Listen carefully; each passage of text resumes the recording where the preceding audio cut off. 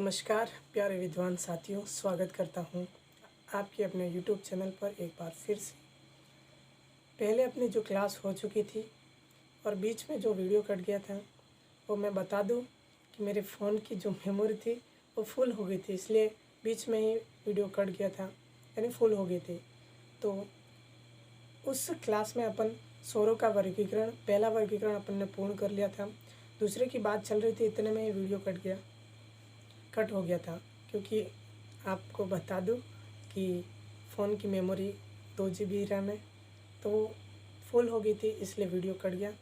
आज अपन शुरुआत करेंगे नए अंदाज में। आज की क्लास को फिर से शुरुआत देने जा रहे हैं, एक मोटिवेशन लाइन के साथ आज की क्लास को शुरू करेंगे।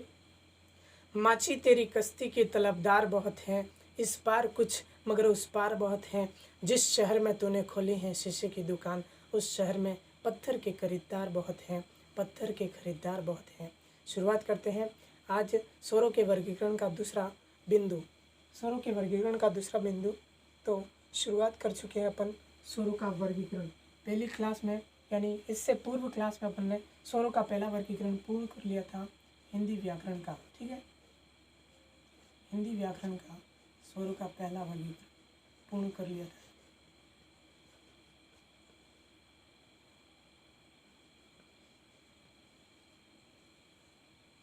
ठीक है, अपन शुरुआत करेंगे।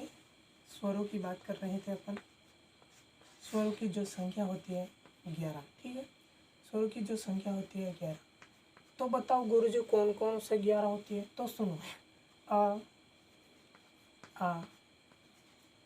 लघुई, दीर्घई, लघु, दीर्घ उ, दीर्घ उ, री, ई, आई, ओ, औ। ठीक है, ये अपने क्या है? स्वर है। स्वर की संख्या 11 है। ठीक है, स्वर। तो गुरुजी बाकी के 2 वर्ण कहाँ गए? ये रहे आपके बाकी के वर्ण। इनको क्या कहते हैं? इनको कहते हैं अनुस्वार। अनुस्वार कहते हैं इसको, और इसको कहते हैं विसर्ग, यानी इनको कहते हैं क्या कहते हैं? अयोगवाह ध्वनि, अयोगवाह वर्ण। मैं इसलिए लिख रहा हूँ ताकि जब वर्गीकरण पढ़ते हैं अपन स्वरों का, तो उसमें से यही 11 वर्ण हैं। 11 वर्ण हैं जो कि अलग अलग प्रकार से विभाजित हैं। तो पहला अपन वर्गीकरण पढ़ चुके थे, कौन सा? मात्रा के आधार पर, मात्रा के या फिर उच्चारण के आधार पर। उच्चारण के आधार पर स्वरों का वर्गीकरण जो कि 3 प्रकार के हैं, ह्रस्व, दीर्घ और प्लुत स्वर। प्लुत स्वरों की संख्या 8 है। मूल भाषा जो हम संस्कृत कहते हैं उसमें 9 है, री जोड़ देते हैं उसमें। दीर्घ स्वरों की संख्या 7 है, और बता दूं कि ह्रस्व स्वरों की जो संख्या है वो 4 है। ठीक है, तो ये अपन पढ़ चुके थे पहले की क्लास में, और आज का नया बिंदु आरंभ कर रहे हैं स्वरों का वर्गीकरण, जिसमें दूसरा वर्गीकरण पढ़ेंगे। स्वरों का वर्गीकरण, जिसमें अपन दूसरा टॉपिक क्या लेते हैं? स्वरों के वर्गीकरण का दूसरा जो बिंदु है उसे अपन कहते हैं ओष्ठ की आकृति के आधार पर। ओष्ठ की आकृति के आधार पर, ओष्ठ की आकृति के आधार पर स्वरों का क्या है? स्वरों का वर्गीकरण। ठीक है, बता दूं मैं बहुत सिंपल तरीके से, बहुत अच्छे तरीके से बता दूंगा कि आपको सिखा दूंगा कि ओष्ठ की आकृति के आधार पर स्वरों का वर्गीकरण 2 प्रकार से। ठीक है, ओष्ठ यानी होंठ, या तो फिर वो वृत्त रूप में खुले या फिर वृत्त रूप में ना खुले, या तो वो अपना होंठ है, जब इन वर्णों का उच्चारण करेंगे तो इनको बोलते समय या तो अपना जो होंठ है वो या तो वृत्त के रूप में खुलेगा या नहीं खुलेगा। तो 2 प्रकार हैं इसके ओष्ठ की आकृति के आधार पर। दो प्रकार कौन से हैं? एक तो इन्हें कहते हैं वृत्ताकार स्वर, या फिर इन्हें कहते हैं अवृत्ताकार स्वर, स्वर। ठीक है गुरुजी, बता दियो दो प्रकार के हैं, पर बता दियो कि हमको इनमें से कौन कौन से वृत्ताकार स्वर हैं और कौन कौन से अवृत्ताकार स्वर हैं, बता दियो गुरुजी। तो बता देते हैं आपको, कोई बात नहीं, टेंशन मत लो। मैं जो बोल रहा हूँ, स्वर को उच्चारित कर रहा हूँ, ध्यान से सुनना और मेरे मुख की आकृति पर ध्यान देना कि कौन कौन से स्वर वृत्त रूप में खुलते हैं। बोल रहा हूँ, अ नहीं खुल रहा है, मेरा मुख वृत्त रूप में नहीं खुल रहा है। आ नहीं खुल रहा है, लघु ई नहीं खुल रहा है, दीर्घ ई नहीं खुल रहा है, ऊ खुल रहा है, ऊ। तो बात करूँ वृत्ताकार स्वर की तो ऊ है, दीर्घ लघु ऊ है, दीर्घ ऊ खुल रहा है, ये लिख दिया। अब ऊ री नहीं खुल रहा है, ए नहीं खुल रहा है, आई नहीं खुल रहा है, ओ खुल रहा है ना, ओ आकृति बन रही है ना वृत्त जैसी, तो ओ। फिर औ खुल रही है, मतलब बन रहा है ना आकृति, कैसी, वृत्त रूप में। तो ये जो चार हैं, चार वर्ण, वो वृत्ताकार स्वर है, वृत्ताकार स्वर हैं जिन्हें वृत्तमुखी कहा जाता है। यानी इन स्वरों को उच्चारित करते समय अपना जो मुख है वो वृत्त रूप में खुलता है। यानी जिन स्वरों को उच्चारित करने के लिए अपना मुख वृत्त रूप में यदि खुले या वृत्त रूप में हो तो उसे वृत्तमुखी स्वर कहा जाता है। इनका नाम ही वृत्तमुखी है, इन्हें वृत्तमुखी कहा जाता है। इन्हीं स्वरों को वृत्तमुखी स्वर कहा जाता है। स्वरों की संख्या जो है, वृत्तमुखी स्वरों की जो संख्या है वो 4 है। ठीक है, अब 4 तो ये रहे, 2 ही प्रकार है ओष्ठ की आकृति, 4 तो वृत्ताकार हो गए, तो बाकी बचे वो अवृत्ताकार है। बाकी कौन कौन से बचते हैं तो सुनना। पहला है अ, आ, लघु ई, दीर्घ ई, ऊ नहीं है, ऊ तो इसमें आ गया, री, ए, आई, ओ, औ। ठीक है, यानी 7 ही, ठीक है। सुन, 1 2 3 4 5 6 7 8 9, ये तो 9 हो गए। क्यों?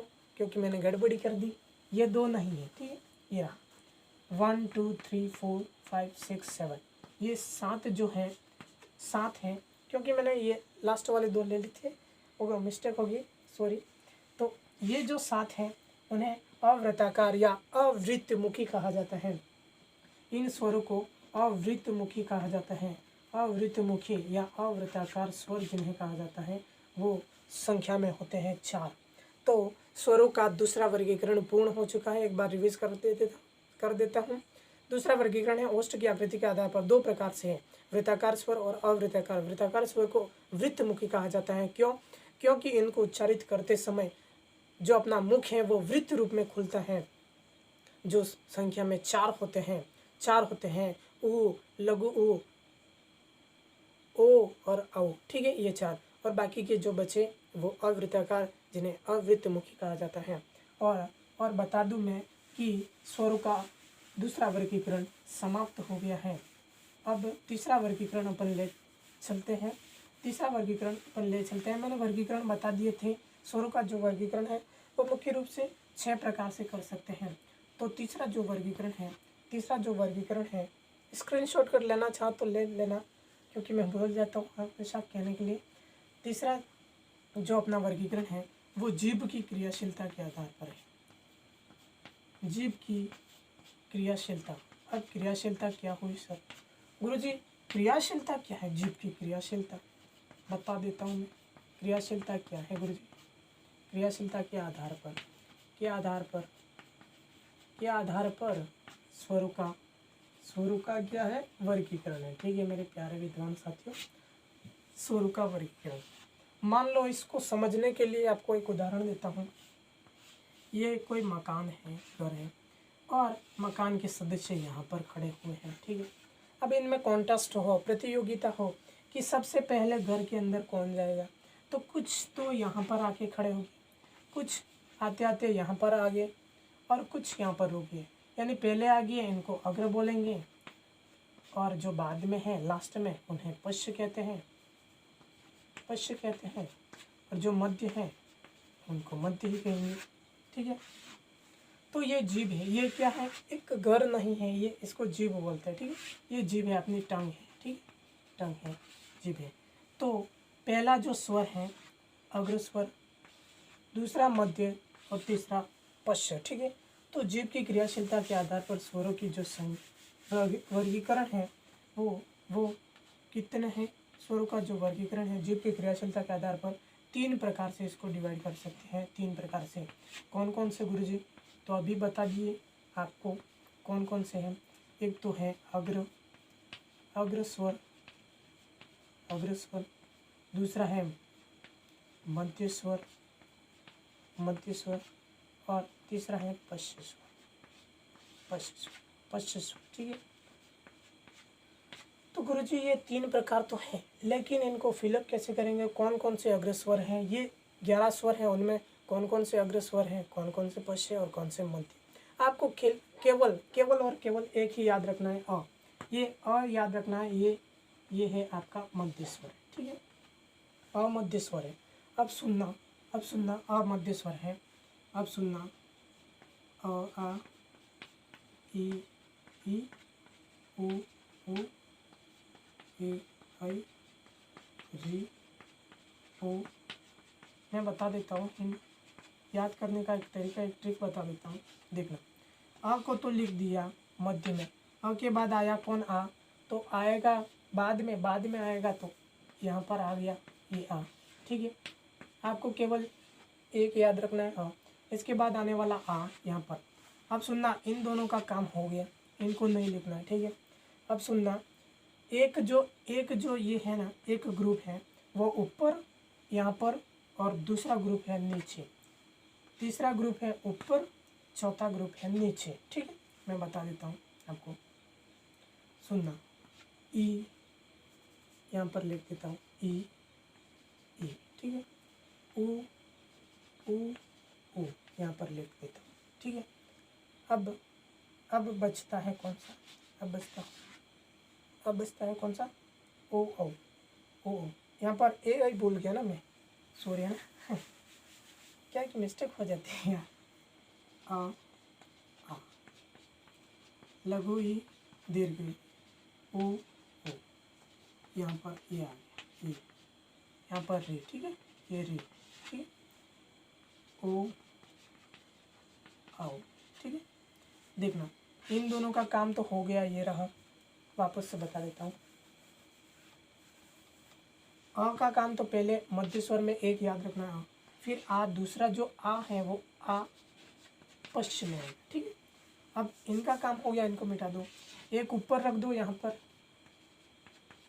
एक जो समूह है ये ई दीर्घ ई का, और दूसरा है वो यहाँ पर रख दो, दूसरा है वो यहाँ पर रख दो। वापस बता रहा हूँ, ठीक, वापस बता रहा हूँ। अब इनको रख दो ऊपर, ठीक है, इनको रख दो नीचे,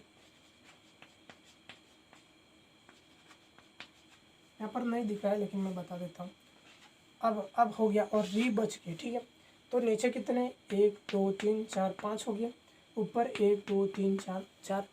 अब री बचा है, नीचे 4 है, 5 है, ऊपर 4 है, तो दोनों को बराबर करना पड़ेगा, तो री को ऊपर लिख दो, ये, ठीक है। दूसरा बता रहा हूँ, ठीक है, इसी को ही मैं वापस बता रहा हूँ, हो सकता है समझ में आए या नहीं आए, लेकिन वापस बता देता हूँ। स्वरों का तीसरा वर्गीकरण है, और उसके स्वरों का जो तीसरा वर्गीकरण है, जिसे अपन कहते हैं क्या, जिसे अपन जीभ की क्रियाशीलता के आधार पर पढ़ते हैं। और इसका 3 भाग, इसके 3 भाग है, ठीक है। जीभ की क्रियाशीलता के आधार पर इनको 3 भागों में बांटा गया। पहला है अग्र, ठीक है, अग्र, वापस से बता रहा हूँ, अग्र। दूसरा है मध्य, और तीसरा है पश्च, ठीक है, पश्च स्वर, मध्य स्वर, अग्र स्वर। अग्र स्वरों की बात कर रहा हूँ। मध्य स्वर में आपको एक याद रखना है, अ, ठीक है। अब आने वाला दूसरा आ यहाँ पर पश्चिम में आएगा, ठीक है। अब एक जो ग्रुप है वो ऊपर रख दो, दूसरा ग्रुप यहाँ नीचे लिख दो, ठीक है। अब फिर से जो ग्रुप आ रहा है ये री को छोड़ देते एक बार, दूसरा जो ग्रुप है वो ऊपर लिख दो, तीसरा जो ग्रुप है वो यहाँ पे लिख दो ओ औ। ठीक है, अब 1 2 3 4 5 यहाँ पर नीचे 5 हो गए और ऊपर वाले में 4 है, तो री को यहाँ सेट कर दो। ये हो गया स्वरों का वर्गीकरण तीसरा, जो कि जीव की क्रियाशीलता के आधार पर हो गया। अब सुनना, अब सुनना, अब सुनना। यदि आपको याद नहीं हो तो एक चीज़ याद कर लेना, आ को याद कर लेना, मध्य वाले को, मध्य स्वर को याद कर लेना। अब जिसको 3 को लिखने के लिए 3 रूप में अपन ये बनाते हैं। अब जिसको भी अपन लिखे 3 रूप में, यानी जिसको भी जिस वर्ण को 3 रूप में अगर लिखे और उनकी जो आकृति 3 रूप में बने, उनको तो पश्च लिख दो और बाकी बचे ऊपर लिख दो, यानी अग्र में लिख दो। जैसे कि अ के बाद बाकी सब को लिखने के लिए 3 की आकृति बनानी पड़ती है, देखो, और ऊपर वाले में कोई नहीं है, समझ रहे हो? तो इस प्रकार से भी इसको याद कर सकते हैं अपन। तो स्वरों का तीसरा जो वर्गीकरण है वो समाप्त हो गया है, और स्वरों का चौथा जो वर्गीकरण है, मेरे साथी मायूस हो गए हैं, उठो जागो और तब तक मत रुको जब तक अपने लक्ष्य की प्राप्ति नहीं हो जाती। मेरे प्यारे विद्वान साथियों, बता दूं मैं आपको कि ऐसे ही नहीं मिलती खाकी, तमाम खुशियाँ दाव पर लगानी पड़ती हैं। पूछा चिड़िया से कैसे बनाती हो अपना आशियाना। बोली चिड़िया उठाना पड़ता है तिनका बार बार घोंसला बनाने के लिए। तो आ जाओ, अपन को बार बार मेहनत करनी पड़ेगी, बार बार पढ़ना पड़ेगा, बार बार याद करना पड़ेगा, तब जाके ये सब याद होंगे। तो चौथा जो वर्गीकरण है मेरे प्यारे विद्वान साथियों, वो है तालु की क्रिया या तालु की स्थिति के आधार पर, तालु की जो स्थिति है, स्थिति के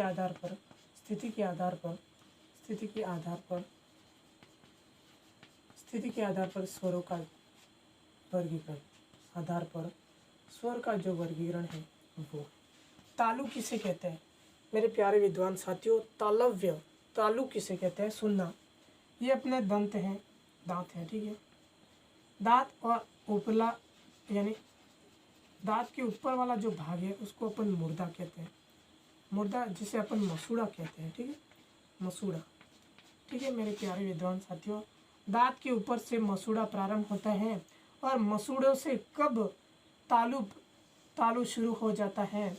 और यहाँ पर काकल यानी घंटी लगी होती है ना अपने गले में, घंटी यानी काकल से ठीक पहले, यानी काकल से ठीक पूर्व और मसूड़ों से ठीक पहले का जो भाग है उसे अपन तालु कहते हैं मेरे प्यारे विद्वान साथियों, उसे अपन तालु कहते हैं, समझना, उसे अपन तालु कहते हैं। और ये अपना तालु है, ठीक है, तालु है। सुनना, तालु की स्थिति के आधार पर स्वरों का जो वर्गीकरण है वो 4 प्रकार से है।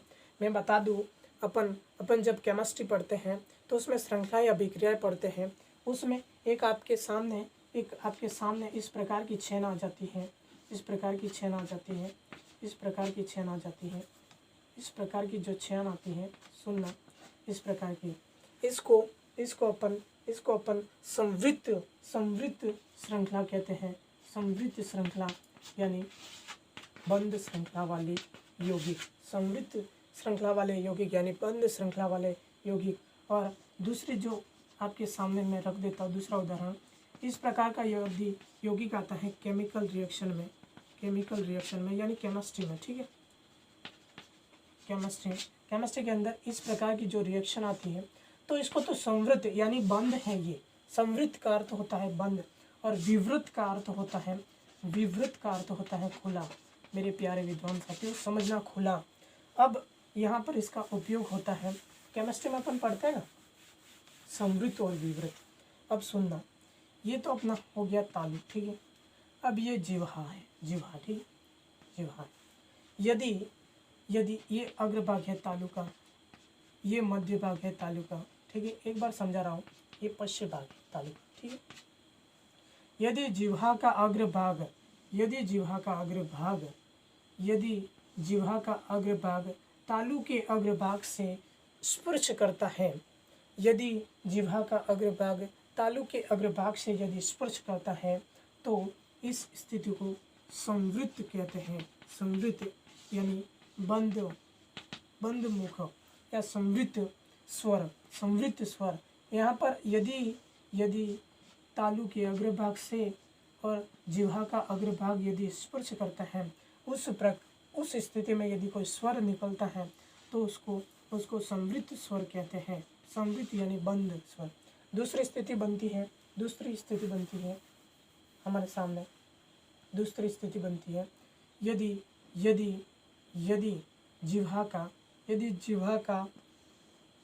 जिह्वा का पश्च भाग तालु के पश्च भाग से स्पर्श करता है, तालु के